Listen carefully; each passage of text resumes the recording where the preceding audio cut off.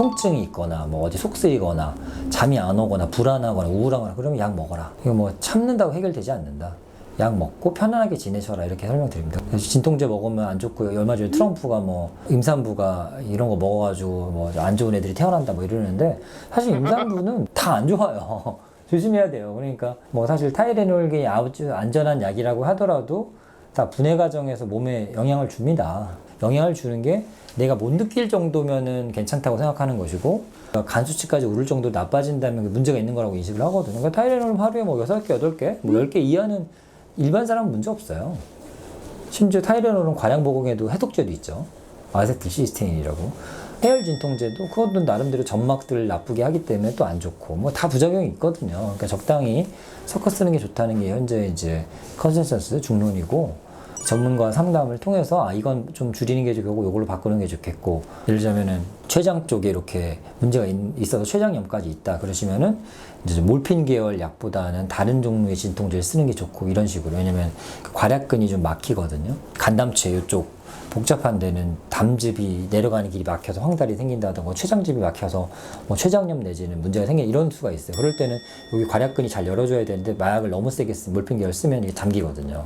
그러니까 그런 걸 좀 바꿔 쓴다든가 이런 식으로 하는 것이지 그거를 뭐 누가 안 좋다더라 그러면 다 사람 상황이 다르기 때문에 그러실 필요 없다. 그래서 그리고 임산부는 원래 힘들어요. 임산부 먹어도 괜찮아 이런 약들도 있잖아요. 세상에 그런 건 없다고 봅니다. 저는 영양제 빼고는 다 안 좋아요. 쉽게 얘기하면. 그러니까 영양제는 우리 몸에 원래 필요한 물질을 주사로 넣는 거니까 뭐 사실 상관없지만 어떤 양리작용을 하는 그 어떤 것들은 다 안 좋을 가능성이 있지 않나 생각합니다. 물론 이제 연구에서 조금 덜한 약이 나왔다고 해서 지금 임산부에게 쓰는 항구토제 이런 게 있어요. 이제 더 심해지면 먹기도 하는데 지금은 안전하지만 또 나중에 되면 또 다른 얘기 나올 수도 있습니다. 임산부는 약을 그냥 안 먹는다 생각하시는 게 안전합니다. 의학이란 게 그렇잖아요. 그때는 괜찮았지만 지금은 아닌 게 되게 많거든요. 이건 되고 저건 안 되고 이런 건 없다는 거 저는 생각합니다. 암 환자도 마찬가지입니다. 예를 들면 상황버섯이 암에 좋다는 논문들이 많아요. 근데 그 상황버섯을 그래서 막 다려 먹었더니 간 수치가 올라서 안 좋더라. 상황버섯 먹지 마. 이렇게 하시거든요. 근데 그게 아니고 이게 원물, 인삼이든 뭐 무슨 약재든 이런 것들은 그게 양리 효과가 없는 게 아닙니다. 양리 효과가 있는데 다른 물질들도 같이 들어있는 거죠. 근데 간과 신장 입장에서는 다 내가 대사해야 될 성분인 거예요. 내가 빨리 해독해서 내보내야지 이러고 있는 거죠. 그러다 보니까 간에서 이제 그 상황버섯 같은 걸 엄청 액기스 내가지고 종지로 나눠서 먹는다 했을 때 이걸 먹으면 간 수치가 오르는 거예요. 그래서 이제 매라는 약이 나온 겁니다. 상황버섯으로 만든 추출물 같은 게 나온 거죠. 그러니까 상황버섯으로 만들었으니까 상황버섯 먹으면 되겠지는 아닌 거죠. 뭐 그런 부분도 이제 제가 입원할 때 설명을 드려요.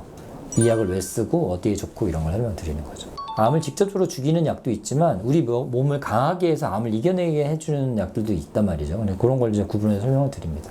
뭐 항암제 같은 경우에도 세포독성 항암은 암을 많이 죽이고 우리 몸은 조금씩 타격을 줘서 이제 암을 치료하는 방법이고 표적 치료제는 암에만 가지고 있는 어떤 그 표적 단백질 이용해서 거길 타겟해서 해주는 거고 면역 관문 억제제 보통 면역 치료라고 하는 거 대학병원에서 하는 거는 그 암이 면역 회피를 하니까 면역 회피를 안 하는 그 물질 찾아내서 우리 몸을 가지고 얘를 공격하게 신호 타겟점을 잡아주는 그런 치료거든요. 그러니까 치료 종류가 다 다른 거죠. 그래서 진통제들도 적극적으로 먹어라 이렇게 말씀드립니다. 물론 진통제들도 부작용이 있기 때문에 적당히 써야 되겠지만은 적어도 아파서 잠을 깬다던가 신경 쓰여가지고 삶이 좀 힘들어진다, 괴로워진다 하는 건 없애야 되는 거고 통증이 이제 만성적으로 같은 부위에 반복되게 되면 뇌가 예민해진다고 돼 있어요. 뇌의 가소성이란 것 때문인데 그러니까 통풍 같은 것도 그렇죠. 엄지발가락이 계속 만성적으로 몇 달, 몇 년 아프니까 뇌가 예민해지는 거예요. 그러니까 바람만 불어도 아픈 거거든요. 똑같습니다. 암성 통증도 그래서 적극적으로 관리하라고 돼 있어요. 뇌가 예민해지면 나중에 조금만 아파서 너무 괴로워하시거든요. 그러면 이제 암 치료가 됐는데 통증 때문에 힘들어하는 경우도 있고 막 그렇습니다. 마약 중독을 걱정하시는데 마약 중독보다 더 걱정이 되는 거는 통증에 익숙해져 버리는 거.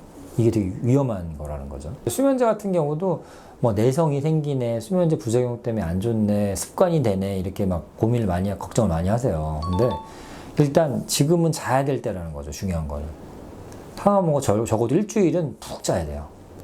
그래야지 그 다음 치료를 어떻게 할지 고민할 수 있지. 잠을 못 자고 나 중독될까봐 내 습관 될까봐 안 먹어요 하다가는 체력이 떨어져 버려요.